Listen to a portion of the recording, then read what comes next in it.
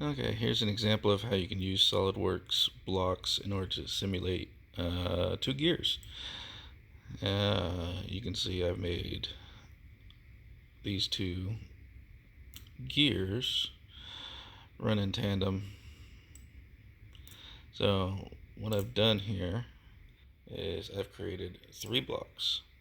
I've got two circles, each of them having a line through it.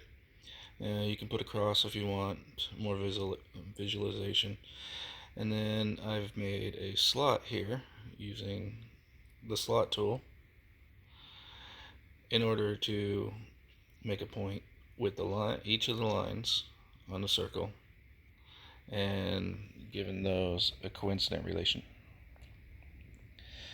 So, and on both sides they're coincident, and that's again to the point on the end of the line, not with anywhere on the circle.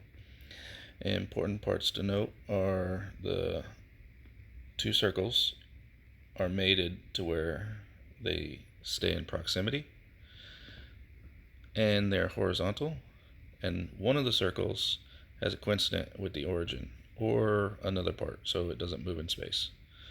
And then you can simulate your gears. Hope this helps.